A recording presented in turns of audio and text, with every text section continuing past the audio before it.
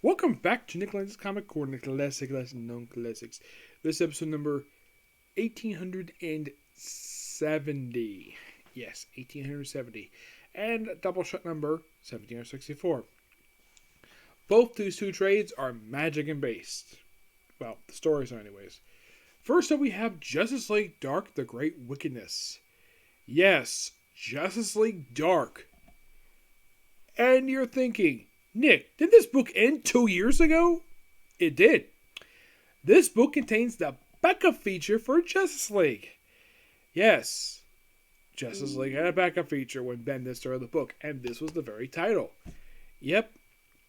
The backup story is from issues 59 to 71, including the annual.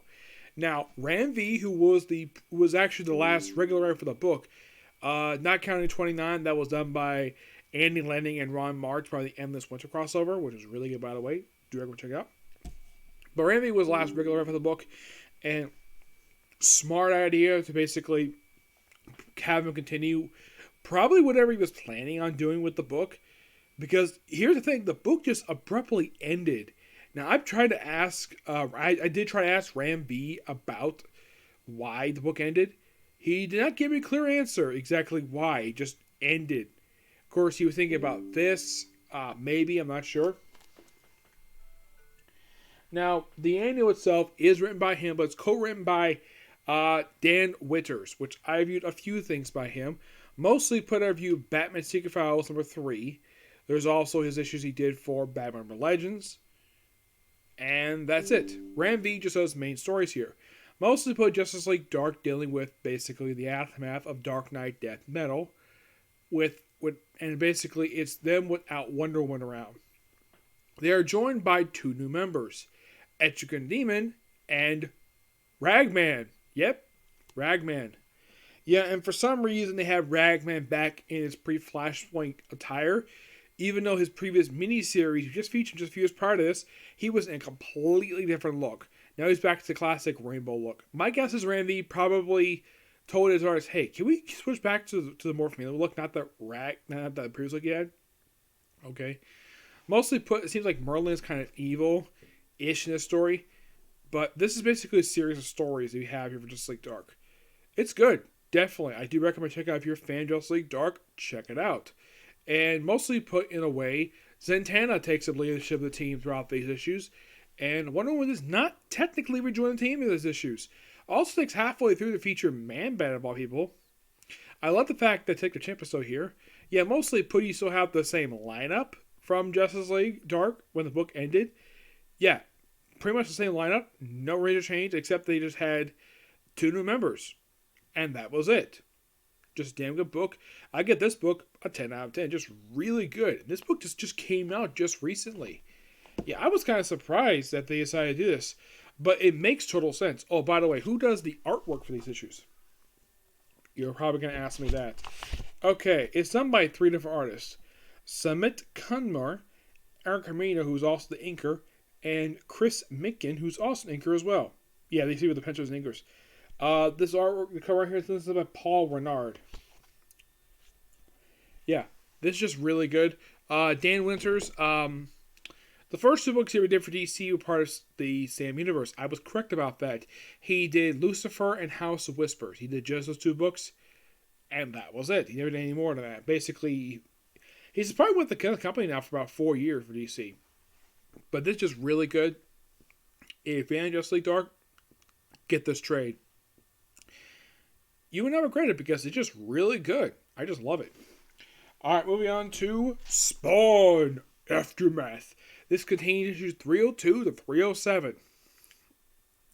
This is mostly put the aftermath of that record-breaking storyline from issue 301.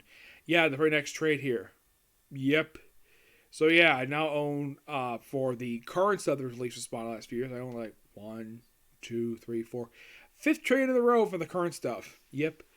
And we also have where we have dealing with Spawn did with the time-shattering stuff he did in issue 300, 301, where you have Scorch to make an appearance in here prior to getting our solo book, which he's still publishing right now.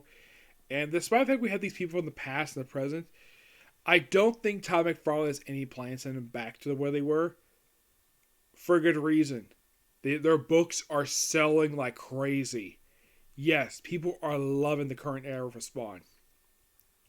There is mention the issues of Jim Downing. Yes, probably the first time he's been brought up since issue 250, where he died. Fell in the hole and apparently died. And then we have Al Simmons coming back. Yeah, just also we see the return of Billy Kincaid, a character who Spawn killed off in the early issues of the series. Yes, also the Pacific Comic Con does the writing here. The artwork's done by Jason Sean Alexander, and Philip Tan. The cover art for the issue is done by Tom McFarlane, Greg Capullo, Francis from Benita,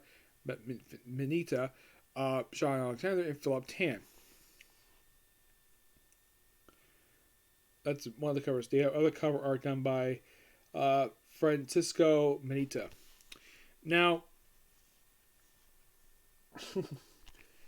yeah, Spawn is just really good right now. Check it out. I mean, here's the thing about the main Spawn book. By the way, I give that book a 9 out of 10. The thing with this particular book is it's not as heavily as promoted as the spin-off books. I mean, it's there. Tom McFarlane still writes. He does also co-writing all the other books. But I think for this book, it's still being pushed, but not as pushed as much as the spin-off books. Because I have heard there was this top 10 best-selling comics about a few months ago my friend TV did, and guess what number one? Gunslinger Spawn. Yep, that did.